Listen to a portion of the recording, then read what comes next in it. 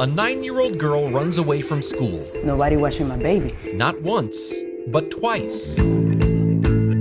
I cannot let that blame it on my daughter. Experts say it's not bad behavior. Sometimes individuals on the spectrum just wander away. It's autism. These kids are like ninja cats. This week on Open Record, It's really important for all educators to know exactly what to do. why children with autism are prone to bolting. Like they're out the door fast. How to make sure schools have a plan It's a real fear. to keep them safe.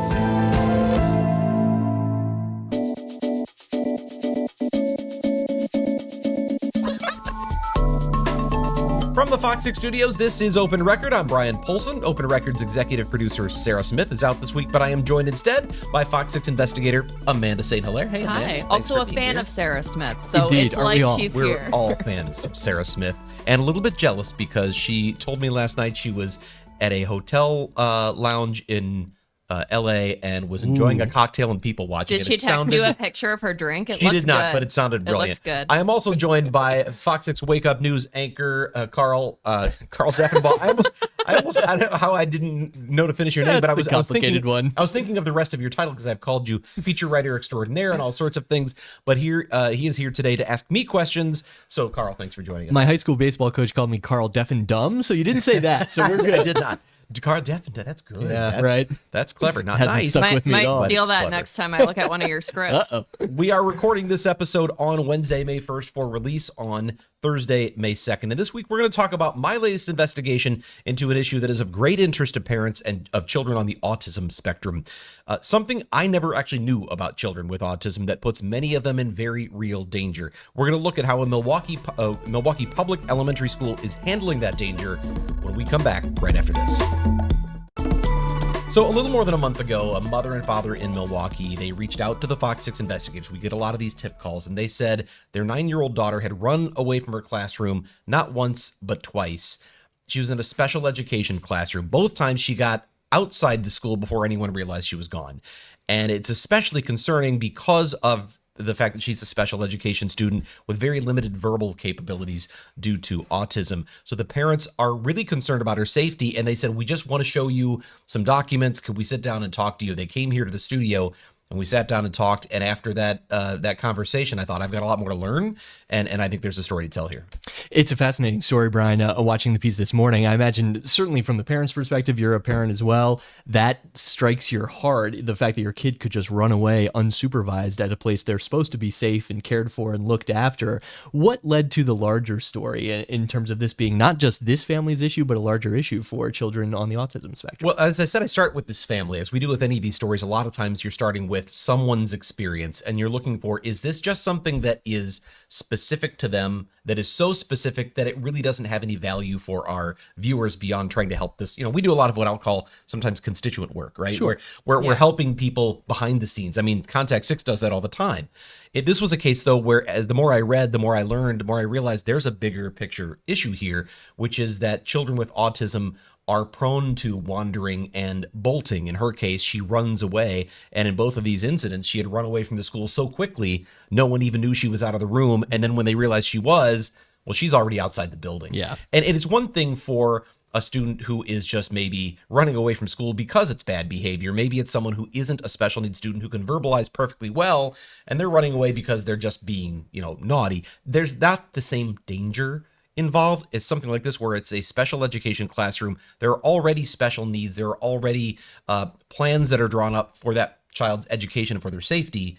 And now they're getting all the way outside the building. As a parent who's not there, that's obviously a very scary feeling to know, where could she have gone? What could have happened? So for people who have not seen the story, can you summarize the parents' concerns about the school response? Absolutely. So this happened one time. You say, okay, it's an incident. Everyone's got to learn from it. For this particular student, a 9-year-old girl that we met, had run away from school earlier in March. She was in the classroom. Someone left the door open. It was they find out later there were 3 adults in the room with, I believe, 12 children. I'm not sure if that's exactly the right number, but someone went to dispose of a student diaper, and they left the door open. And obviously eyes weren't on her at the time. She sees the open door. The little girl's name is Yesenia Torres. She sees the open door and she bolts. She runs out the door. By the time an adult recognizes she's gone out the door, they try to chase after her. They look around the corner. She's gone. And now they have no idea where she is. So staff members are searching inside the school, outside the school, and they're worried if she goes and gets away somewhere and they don't know where she is, she may not be able to communicate who she is, what she needs. And the principal sees her on the sidewalk, and then he goes and he runs out and he gets her and he brings her back. What made this all the more troubling, though, was this had happened 2 years earlier. Same student, same child. This was 7 years old. Same school, too. Same school. Gets outside the classroom, and in that case, actually was running down the middle of the street, no coat or hat on in the middle of winter. There's snow on the ground. A citizen nearby sees this child running down the middle of the street and takes her into her car. Thankfully, it was a well-meaning citizen who wanted to protect her from the elements, and then the school, I don't know if that citizen contacted the school or if the school saw it from down the street and then went to get her, but they end up collecting the child. They bring her back.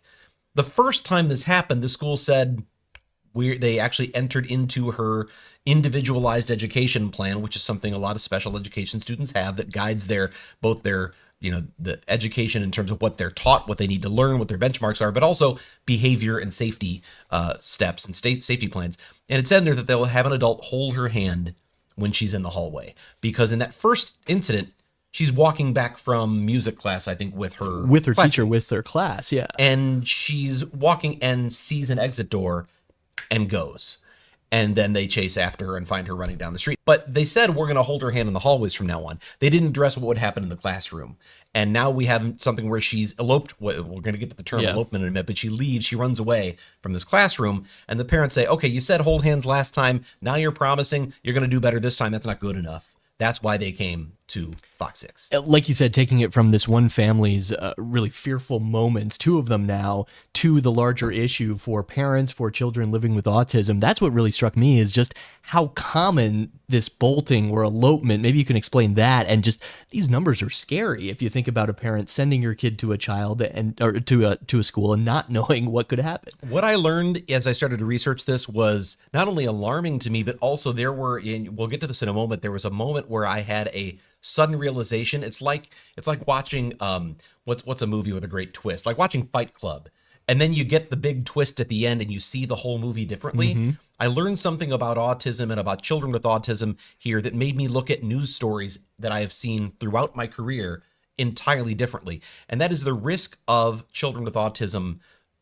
And it's not just a risk for children, but it's especially concerning for children, that they will wander or bolt. And the sort of more scientific term for that is elopement. And no, it doesn't mean they run off to get married without telling anyone. It means they're leaving an area that they've been designated to stay in. Now, that could be as simple as in a classroom, you say, we're doing this activity here, and you keep walking away to the other part of the classroom. That's considered elopement. That's wandering. That's part of this. It's certainly not the serious and more concerning one. The more concerning element of this or example of this is leaving a safe space and going somewhere out of sight, and maybe going somewhere where you end up actually missing. And there's been research on this. About 12 years ago, there was a study published in Pediatrics, a journal, where they had actually surveyed more than 1,000 parents of children with autism. And of those 1,000 parents, they found 49% of their children had at some point engaged in an elopement incident. And it's not clear how many of those were bolting, how many were just wandering off, how many of those were leaving a designated area versus going completely missing. Although we do know that while 50% or 49, but nearly half of them had at least one of these incidents, of the ones that did, 26% had been gone long enough to be missing, to cause concern. That was the number that struck me specifically in that piece. And all of us are parents here. We know how fast our kids can get away when they decide. And unlike, at least thankfully, our older kids, this little girl in the story does not have the communication skills to get herself back or explain the situation to someone who finds her. And it is interesting. This story does hit different when you're a parent. And I could even just as we talk about it, it's like I feel my throat like closing up when I hear those numbers and the fear of the parents. And even as you were describing, looking around the corner and she's gone, right? That panic.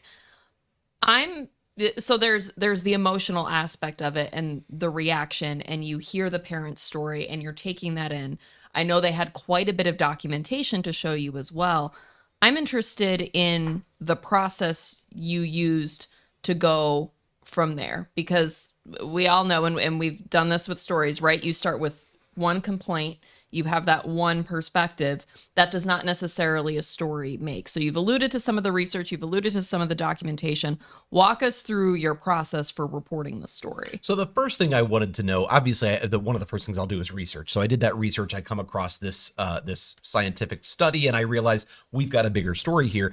But the next thing is, I don't know what a school is supposed to do. I mean, here's the thing. If you're a special educator, and I have great respect for people in special education because there's such an enormous need, and it's a really challenging and many times thankless role. So there are a lot of things at school to worry about when you are educating a whole classroom full of children, and now you layer on top of that, they have so many other demands. I mean, one of the things in this case was you had an adult who was disposing of a student diaper. A lot of teachers aren't dealing with student diapers. Right. They're dealing with education and reading, writing, arithmetic. So there's a lot to already deal with. And just to be clear for people who haven't seen the story, this is a public elementary school in Milwaukee elementary Public school, Schools right. that then has a special needs program that this girl is a part of. Correct. It's Academy of Accelerated Learning, which is an MPS elementary school. It's a public school, not a charter school, not a choice school.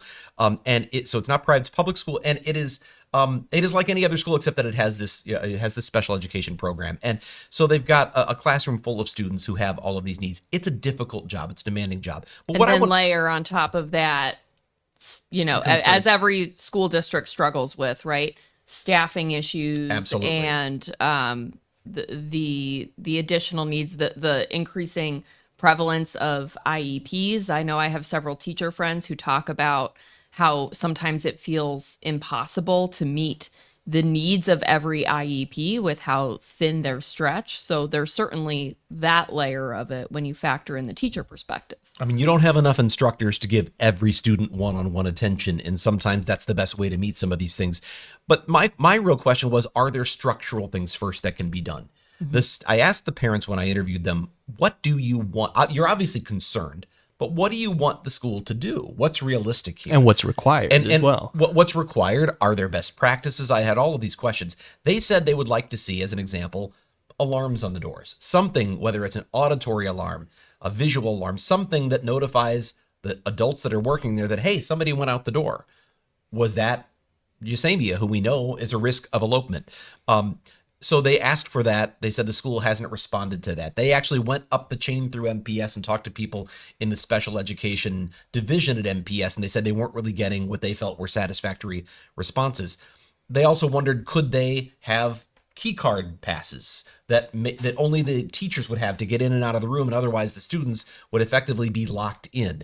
Well, there are concerns about locking students in to a classroom. There are fire code issues as one, and there's also a law on seclusion and restraint in Wisconsin that if you're dealing, for instance, with a sensory room for someone with autism, you can't just lock them in a room so that they can't get out. And we've actually done stories on places that have. We did a story on a school that actually built a tiny room that the mother referred to as the box. And the teachers would stick her boy in the box when he was misbehaving in their view, because he was a handful to them.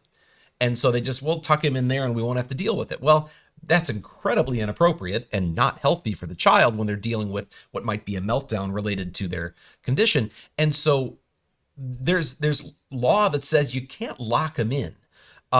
So you can't lock him in, but maybe alarms are an option. The school wasn't doing that. I also wanted to know, what are the best practices here?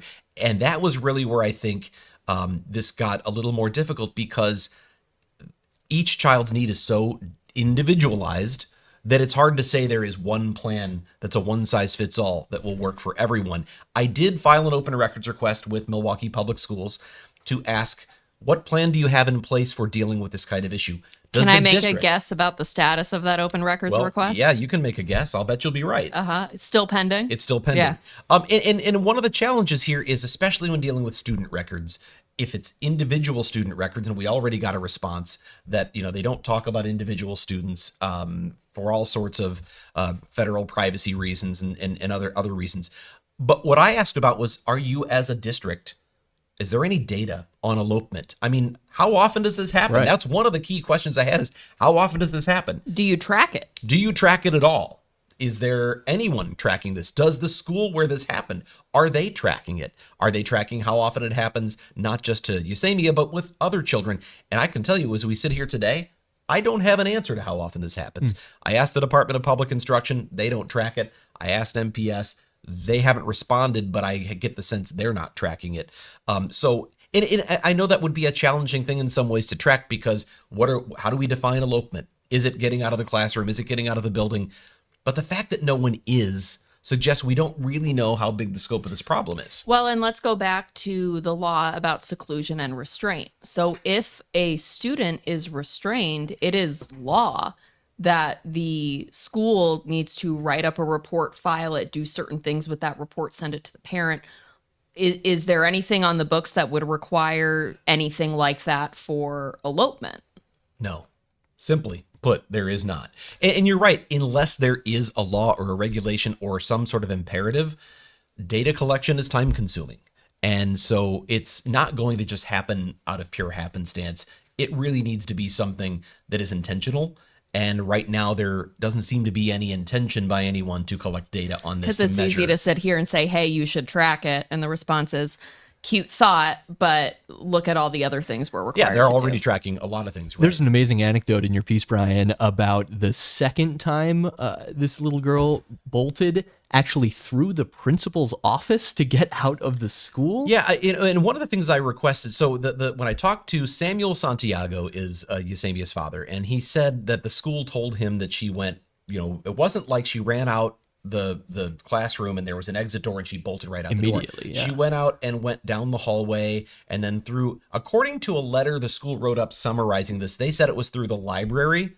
He said it was through the principal's office. And what I gather is the library area is either near or connected to the administration office with windows or glass that can see. So they were, in his view, they could see her going past, and knowing that she's a risk of this, he believes, and again, this is his perspective as a father, he believes they should have seen this. She went right past them and they didn't even notice. The school hasn't responded to that. I was going to say, how yeah. responsive has the school been to your investigation in trying to get, because they obviously don't want to come off looking bad, but they also, to some degree, have this child's best interests at heart. They tracked her down in both of these cases. Sure. I guess the first one was someone else on the street, but they were looking for in both these cases. They don't want her to be bolting from their own school. Did they respond to you at all? No, I reached out directly to the school and the school principal. I also reached out to MPS, district administration, and the media relations office. I ended up only hearing back from the communications office. No one from the school reached back out to me. My guess is once I had put that request in, this, you know how hierarchies work. They said, let the media relations team handle this. And so we haven't gotten the school's perspective on this. I don't know if it's true that what he describes as her running through the principal's office is how it happened. I don't know at what point they actually saw her. Maybe this is a top priority for them. I will tell you though, when we first interviewed the parents, after the interview was over, we drove out to the school to get video exteriors of the school. And there was an employee. I don't want to say what his role at the school was because I don't want to give that part away. I don't want to identify someone in such a small. There was an employee outside the school, and the employee saw with his camera and said, "What are you doing?" And I explained what the story was, and the response was, "Yeah, she's a handful. What are they going to do?" And I thought the phrase "she's a handful" says an awful lot, because that's one way, I suppose, of looking at a student who has autism. I can imagine that this is a lot of work. I can imagine concerns about wandering bolting are a big deal, but she's a handful suggests it's her fault. It's not our responsibility. Or what are we supposed to do? And I don't know that was a person who was actually responsible here, so I don't want to suggest that. It might have been a person who heard about the situation and gave their opinion. But it goes to some of the mentality, and it's something I was thinking a lot about watching your story, because I think, and we all do this with our own kids, right? Sometimes we forget they're not adults, so we get frustrated that they don't react to things in the way adults would. And like, I catch myself with that with my own kids, right? Where it's like, of course she's not going to react logically to this. Like, that wouldn't be developmentally appropriate. factor in any sort of special needs to that. Like when you are caring for the same children day in and day out, I do think, and I'm not saying that's necessarily what happened here, but I think it's a mentality that can unknowingly complicate the conversation.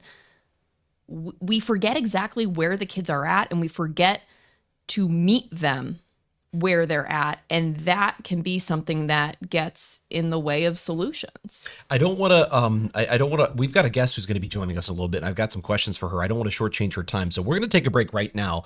And when we come back, before we bring her in, we are going to talk about one of the really critical questions here, though, is I mentioned before, individualized plans are needed because the needs are varied by the student. One of the most important questions is determining why they're bolting. Why are they wandering away? We're going to talk about that when we come right back. Knowing that a child is at risk of running away, of wandering or bolting, is one thing. But determining why is really important, because if you want to have a plan for how we're going to prevent this, mitigate it, or respond, be ready to respond, it's important to know why it happens in the first place. And that is crucial. It's not always the easiest thing to do. It actually takes, intentional action. You mentioned this a little bit in our first part of the conversation, that some of getting these records is difficult because they're dealing with students, minors in many cases. FERPA. Some of this is medical too, right? She's dealing with a condition in autism. What understanding do you have of how closely they track this child's specific development needs and requirements when she's at the school? Well, the parents did share with me, these would be otherwise private records, but they shared with me several versions of Yesemia's IEP. That's the Individualized Education Program.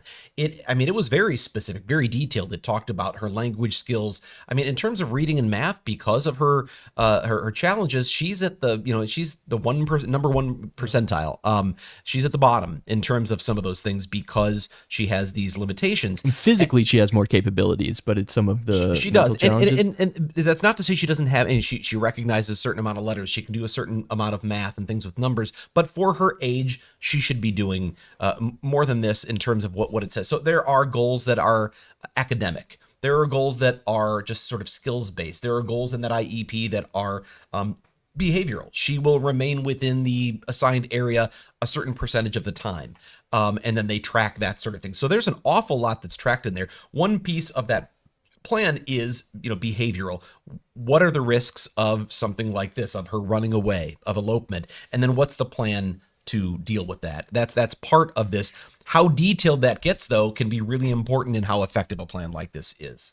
One of the other things you touch on in the piece is the last time this was updated, and that's almost 2 years ago now at this point. What was that part, and is that timeline common, or is the school fairly behind on updating this? Because we know how quickly a child can develop over the course of weeks, months. And probably great questions for our guests, but here's what I will say is I mentioned that determining why it's happening is so important. There are different reasons that a child might elope, might wander, might bolt, and that could be that they are. And we spoke to an expert, Dr. Megan Boyle, who one of the few experts in this issue of elopement. She researches this very thing.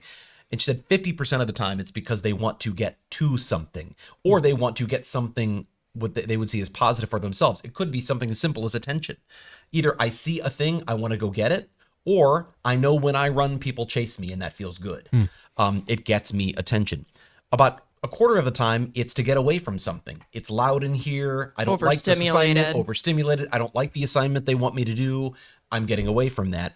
And another quarter of the time, it's it feels good. I like to run. It feels good for my body. It's fun. Or it could be a combination of all three. So determining what it is, if the problem is I need to get away from overstimulation, your plan is going to look very different from I want to get away so people chase me. Right. So how you address that is really a function of what the problem is in the first place. To get there, you've got to do what's called a functional behavioral assessment. And there are experts who can do that. They perform that assessment and then they determine the why. And then you craft the what do we do. And that's a big part of this. The last time the school did this in this case was June of 2022, which was a few months after the first elopement incident. Well, this happened again in March, and the parents just got for me the most recent version. They met with the IEP team, met the school, the parents, everybody met after the second elopement incident. And then they asked a few days ago for an updated IEP, and they shared that with me.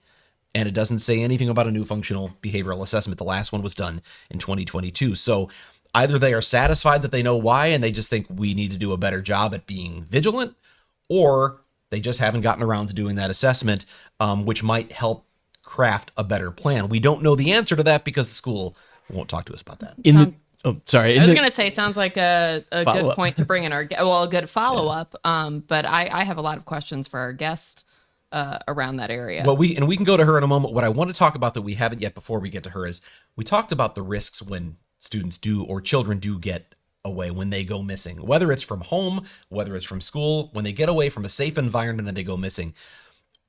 My first thought is traffic, right? You know, this Ysamia was outside the school at the intersection of two busy streets, and who knows if she's going to run in front of traffic. But apparently the biggest concern, and this was the eye-opening one for me to sort of look at things differently, is water. So children with autism are naturally drawn to bodies of water, swimming pools, streams, retention ponds, rivers, and that doesn't mean they know how to swim. In fact, in many cases, they don't. So the attraction to water and the inability to swim makes drowning a really significant risk. And it's one of the reasons that knowing they're missing as soon as possible, calling 911 as soon as possible, and getting authorities involved, the earlier you do, the better. Knowing where the nearest bodies of water are, very important, so you can immediately go there and try to prevent something tragic. In this case, did the school ever call 911? I don't believe the school did. It's not in either of the reports that they sent to the parents. The parents asked for a full report. What they got was a letter of a couple of paragraphs. They were not satisfied with the report they got as being a full report. They said they pushed for more. What they got essentially was a couple of paragraphs describing it, but in neither one of them did it describe the school calling 911. Now, the school might say, we saw her within moments and there she was. The experts I've talked to say the moment that child's out the door, right, one person should be on the phone with 911. Everybody else, you can go after her. But someone should immediately make that call, because if she does go missing, the perimeter that you are searching very quickly widens with every minute that you don't know where that child is. Can I ask one other quick question before we get to the guest as well? The difference between what the parents maybe were asking for in terms of solutions and what the school presented. You said the father was interested in alarms perhaps on the door, something audio that the child, or at least the teacher, would respond to when a child opens or someone opens the door.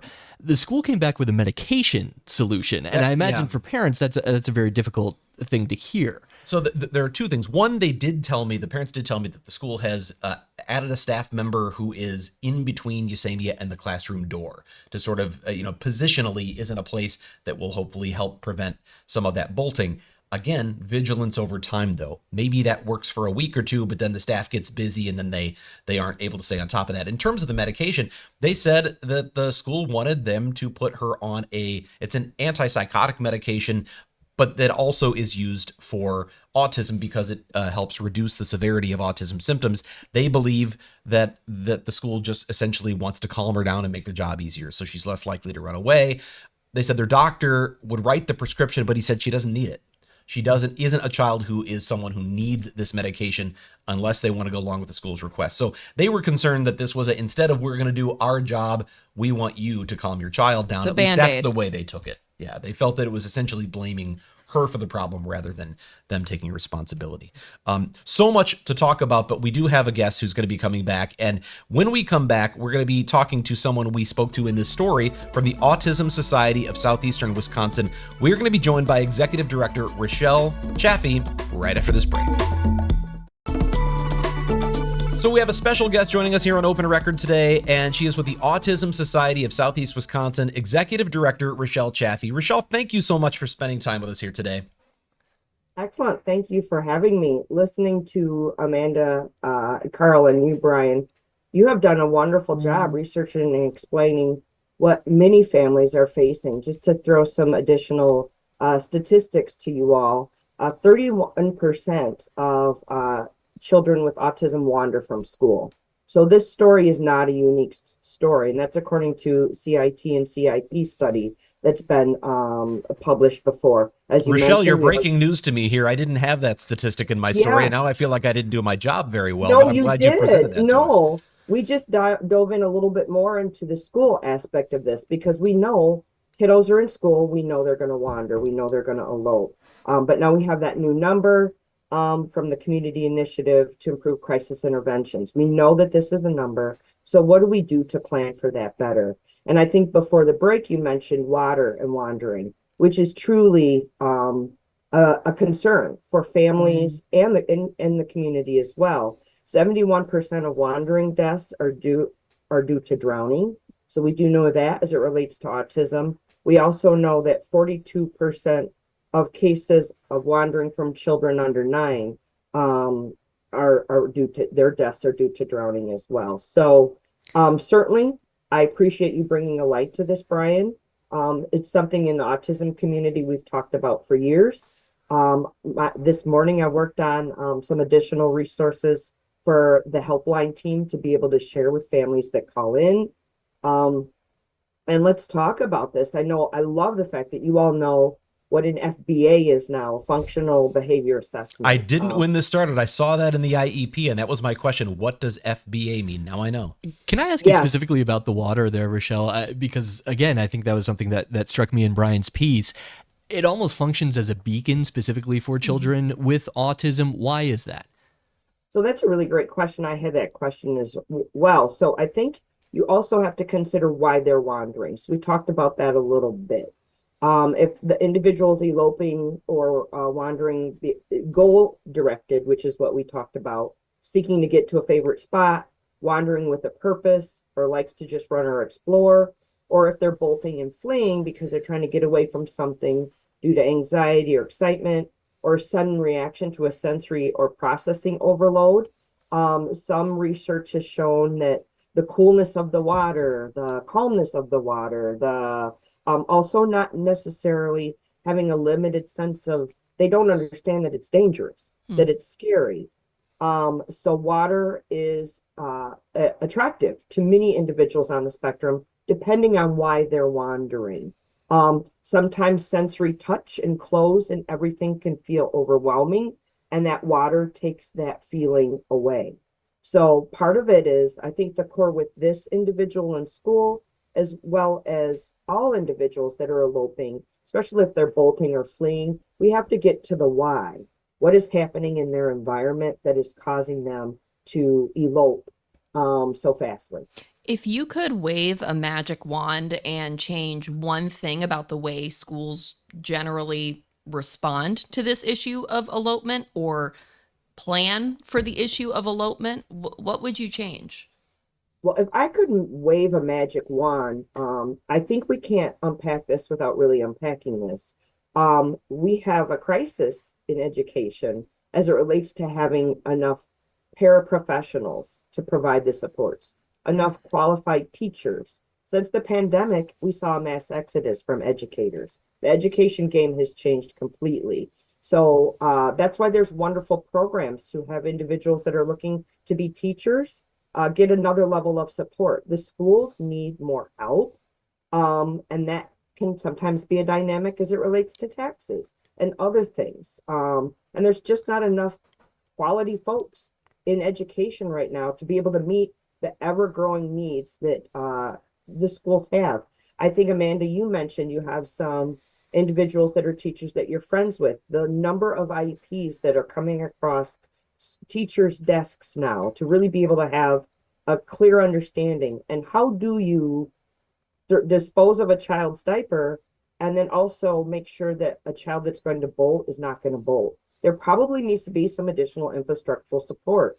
Gone are the days where you can do one-on-one for 30 kids in a classroom. So really the infrastructure of how the schools can support these individuals needs to change. So if I could wave a magic wand, I'd get more staff in there in all of the schools to help support individuals with unique needs and challenges. I think a lot of schools would also like access to that magic wand. So then absent the magic wand, like let's remove the magic wand, what are some practical things schools can do with the resources they have?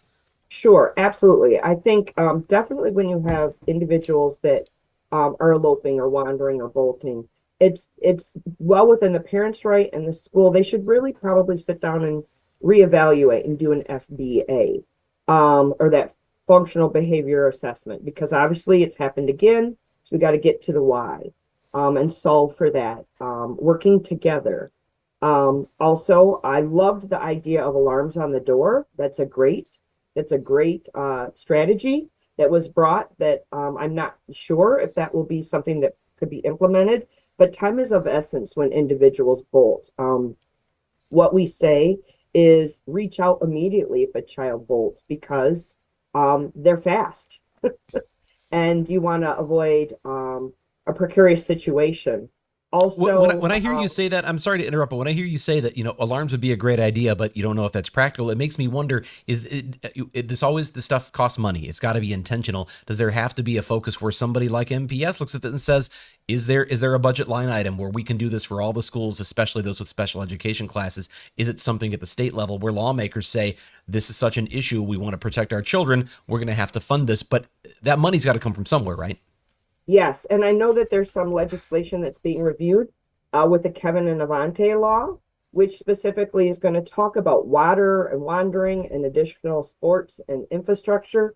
But even at the family level, if they have a CLTS waiver or they have qualified for additional supports because of their daughter being on the spectrum, there's a program called Angel Sense that helps you keep track of your child, your loved one on the spectrum.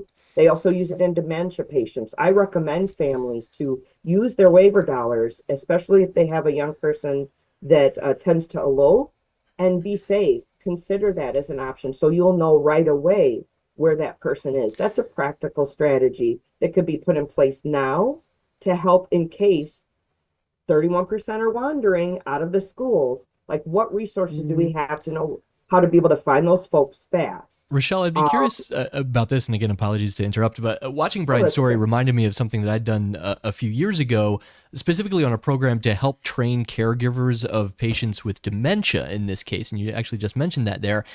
And it was a sensory thing where they would have to do tasks with gloves on or try to see something through fuzzy glasses or with noises playing in their ears to try to get them to understand what their patients were actually experiencing, what their way of life is like. Is there anything like that for children on the autism spectrum, or what's a gap that you have to bridge with your organization for professionals, teachers, or just people in a school setting like this understanding what these children are going through and living with? Well, that's a really great question. I don't know if there's something out there, and maybe there isn't. I'm just not aware of it. I know that there's some wonderful research. A book that I'm recommending for everyone to read is called A Day Without Words. And it just is a wonderful perspective, and it's a children's book to really help individuals understand, especially when we talk about individuals that could be nonverbal, not necessarily non-communicative, just nonverbal. Understand some of their challenges. Something is happening if they're bolting or fleeing. They're trying to get away from something due to something. So I think finding that out, and we all have those feelings sometimes when we're uncomfortable and we want to get away from something. But we have a different trigger in our brain that says, even though we want to get away from this, we know that we have to stay in this particular situation or in this environment. So some individuals with autism, they don't have that, and they do not necessarily see the imminent danger. So the way they know to cope is to flee or to bolt. Rochelle, So I don't know. Oh, I'm sorry to interrupt. Yeah, I was say we're short on time, but I want to give you a chance to say one thing before we go to our off the record segment, and that is, I know that sometimes parents, they're doing their best to work with the school on an IEP. They're not satisfied, or they don't know what to do, or they feel lost, or they're overwhelmed. You have recommended your organization offers services. What do you recommend a parent do in that situation? Yeah, there's 3 immediate resources that I would tell parents. Reach out. We have our next Understanding and Getting the Most Out of Your IEP workshop. That's free. It's October 8th. There's an organization called Facets that has free trainings to understand your IEP, and then also mediators that can sit down with you and help you be able to go to the school and build a better IEP. And also the Department of Public Instruction. They have a section of their organization as well. If you're not getting what you need, you can also reach out to DPI, who I think that's one of the guests you had on your segment. And then really, it's probably time if you need a FBA. It's just simple language to know what you have a right to ask for. Those are 3 resources that I would recommend. And then also talk to your first responders in your neighborhood. Let them know, because just because a person hasn't bolted from home today doesn't mean they won't bolt from home tomorrow. Rochelle Chaffee, Executive Director of the Autism Society of Southeastern Wisconsin, thank you so much for being on Open Record. We really appreciate your time. Thanks, guys. Are you Bye. going to stick around for Off the Record, or are we sending you on your way? No, I'm happy to. Oh, Outstanding. Okay. All right. Well, we are going to have a special Off the Record segment with Rochelle joining us. We'll be doing that right after this. All right, it's time for us to go off the record.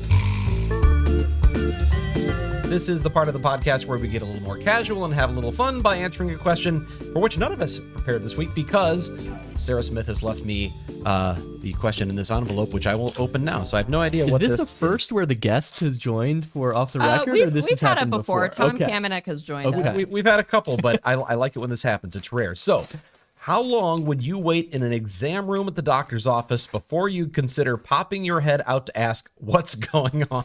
Ooh. Okay. That's Oh, my answer is going to shock no one who knows me. 2 minutes? That might be generous. No, so I mean, I think there's like a 5-minute Okay. grace window, but then at like I'm looking at the clock, and the second those 5 minutes are up, then I'm going, hey, hi, I'm it's still me. here. Yeah. What's going on? I have friends who it could be 45 minutes and they will not ask the question. They will sit there. They will trust it's going to happen. I don't have that. I don't have that level of trust. I immediately jump to, there's been a mistake. I showed up at the wrong time, or they don't have me in the system. Like my mind immediately goes to like catastrophic failure. Rochelle, since you're here, what's your thought on this? How long would you wait? Well, this is embarrassing, but I would wait 30 minutes. I would. You are That's more great. polite. You are Okay. much more polite than I am. Yeah. Yeah. Now, the question is, if you waited 30 minutes, would you make sure you check the bill so they didn't charge you for an overlong visit? That's the one thing I'd be concerned about, is when they say you were there 45 minutes. Yeah, 30 of it, I was sitting in a gown waiting, that sort of thing. Yeah. No, I consider it a break. What a word. Ridiculous. That's a great perspective. Nobody should be working that hard. I got to have a half hour of downtime in the exam room, and nobody at work was asking for Yeah. me. Ooh, I'm in the maybe same I should boat. reframe. I think I would wait 30 minutes too. I was going to say 10, but I think Rochelle's changed my mind Ooh. now. Take Carl, the time.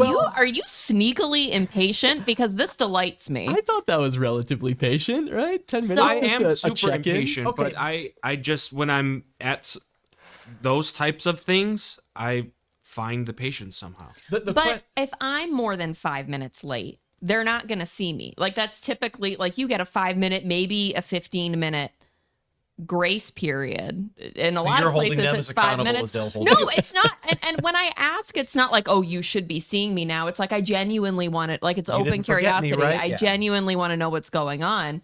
But so if my window is 5 minutes before I get a phone call from them going, hey, where are you? I feel like Okay, it's let me reciprocal. twist this question a little bit, because I think this is why I am this way.